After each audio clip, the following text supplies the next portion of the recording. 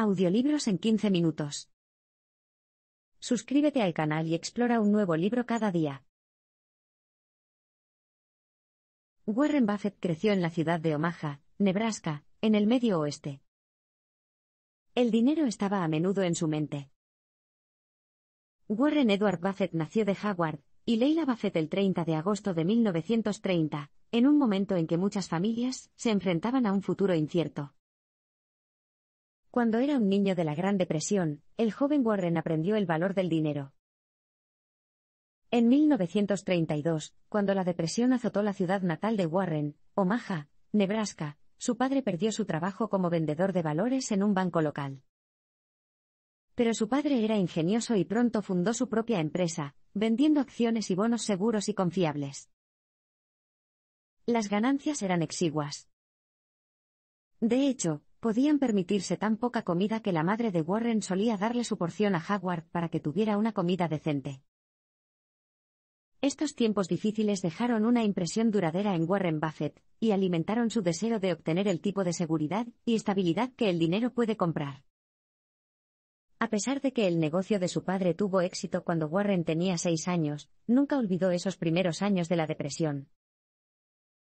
No pasó mucho tiempo antes de que el interés de Warren por la inversión y el emprendimiento se revelara. Siempre deseó visitar la oficina de su padre y, cuando Warren tenía 10 años, Howard lo llevó a un emocionante viaje de negocios a Nueva York, donde visitaron la bolsa de valores. Un año después, cuando tenía 11 años, Warren obtuvo su primera ganancia comprando y vendiendo acciones junto con su hermana Doris. Para poder pagar estas acciones, Warren había emprendido muchas actividades empresariales, como recorrer el campo de golf local para recoger las pelotas de golf perdidas y luego venderlas de nuevo al propietario. A los 14 años, Warren estaba a cargo de 5 rutas de publicación distintas, en las que se levantaba temprano todas las mañanas, entregaba periódicos y cobraba cuotas de suscripción. Al ahorrar cada centavo que ganaba, Warren compró 40 acres de tierra por $200. Aún no tenía 15 años. Warren tampoco se quedó atrás en la escuela. Se graduó entre el 3% de los mejores, y se matriculó en la Escuela de Finanzas y Comercio de Wharton, en Pensilvania, donde su amor por el dinero no haría más que crecer. En la Escuela de Negocios de Columbia, Buffett conoció a su mentor y comenzó su carrera como inversor. Con excelentes calificaciones como estudiante universitario, Buffett se sorprendió cuando su solicitud de estudios de posgrado fue rechazada por la Escuela de Negocios de Harvard. Pero este rechazo podría haber sido lo mejor, ya que su profesor en la Escuela de Negocios de Columbia, que lo aceptó, tendría un enorme impacto en su vida. Ese profesor fue el economista Benjamin Graham, pionero en el análisis bursátil con un enfoque único para encontrar las inversiones adecuadas. La piedra angular de la filosofía de Graham era evitar por completo operar con acciones de riesgo. Lo hizo determinando el valor intrínseco de una empresa y comparándolo con el valor de mercado, que es el precio actual al que se venden las acciones. Encontrar el valor intrínseco de una empresa requiere una investigación diligente. Hay que sumar todos sus activos, incluidas sus fuentes de ingresos y sus perspectivas futuras.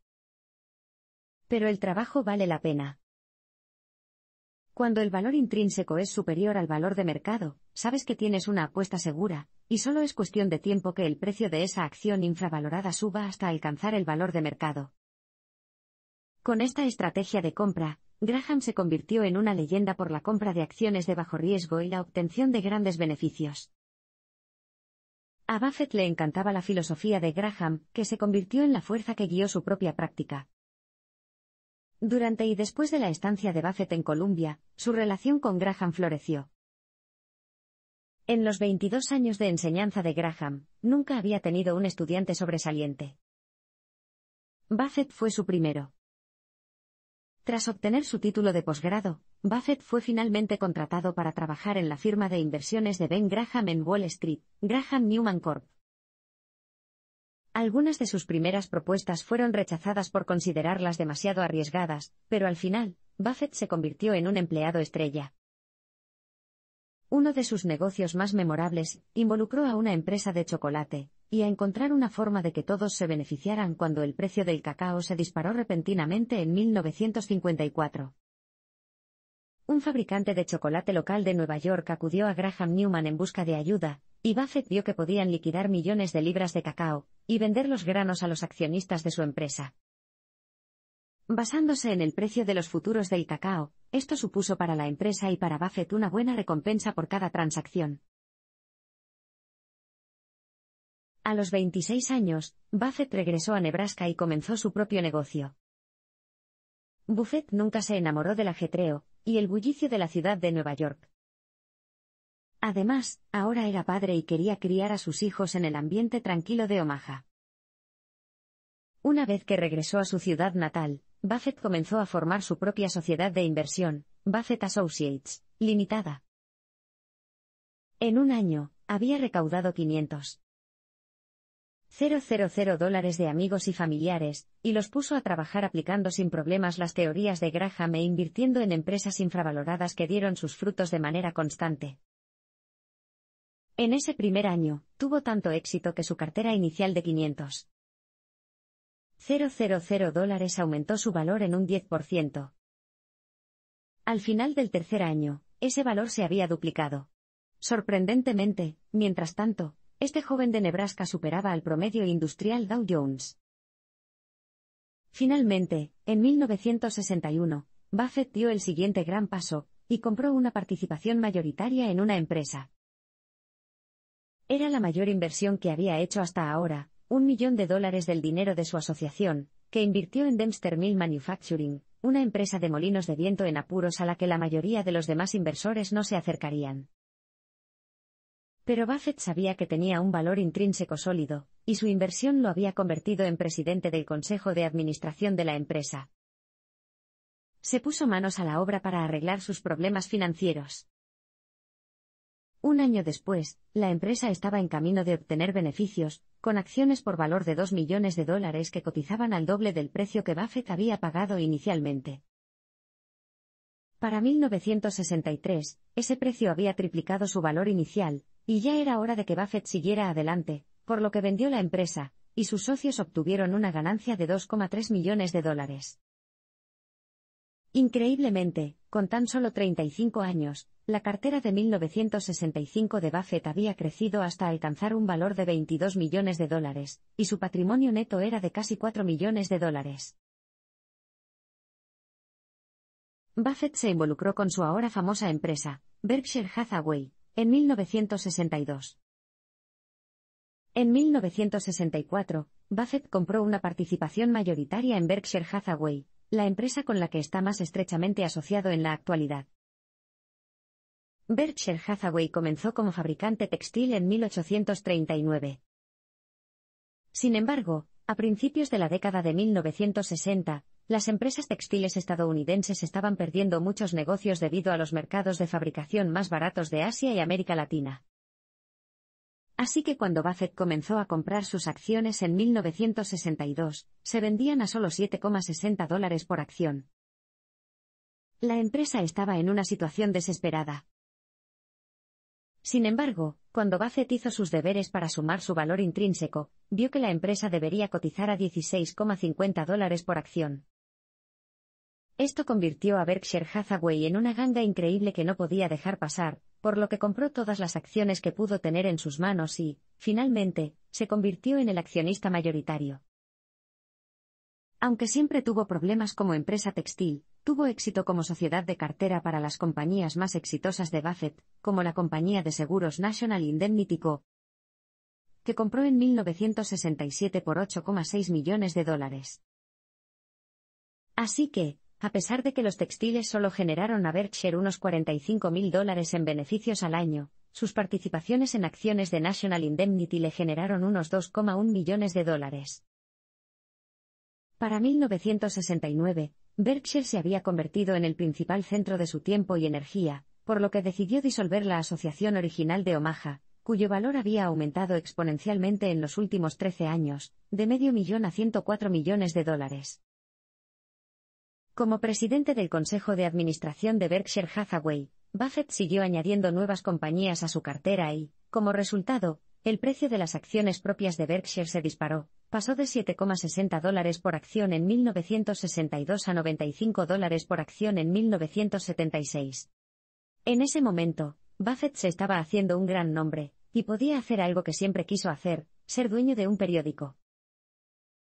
En la década de 1970, Berkshire se convirtió en el mayor accionista externo del Washington Post, el mismo periódico que Buffett había dejado caer en las puertas de la gente cuando era niño.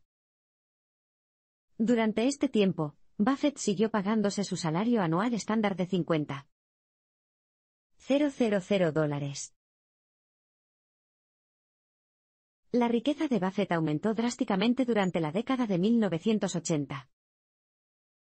En 1979, Buffett seguía superando con creces al promedio industrial Dow Jones, su patrimonio neto era de $140 millones, y Berkshire se vendía a $290 por acción.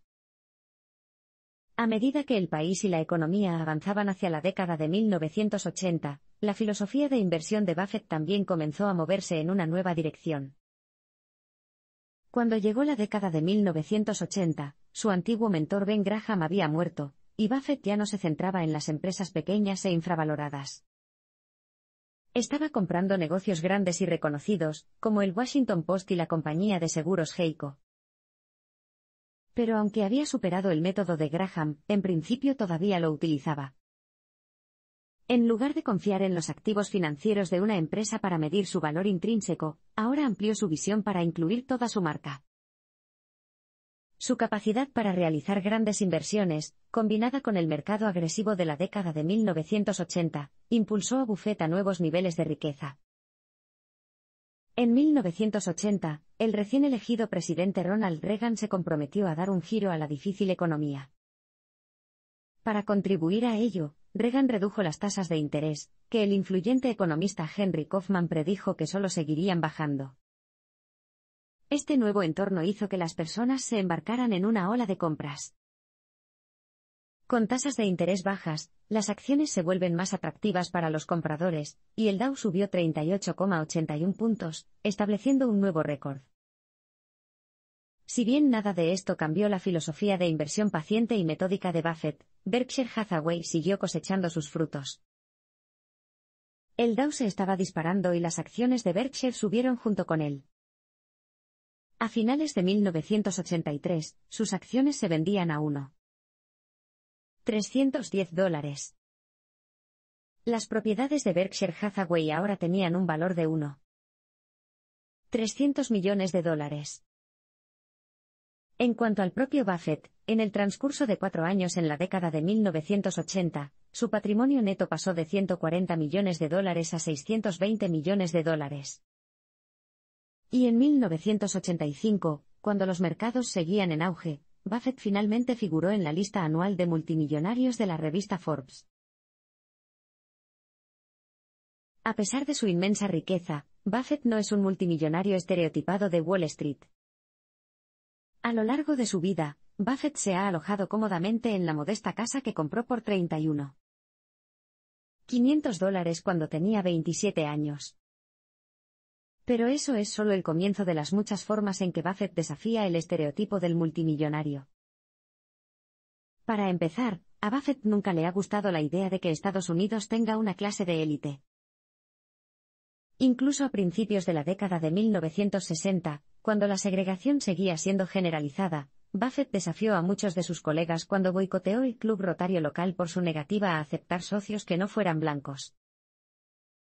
Esto también lo llevó a convertirse en demócrata, a pesar de que su padre había sido republicano de toda la vida, y pasó 8 años como congresista en Washington. Pero después de la muerte de su padre, Buffett comenzó a hacer donaciones frecuentes a las campañas políticas demócratas.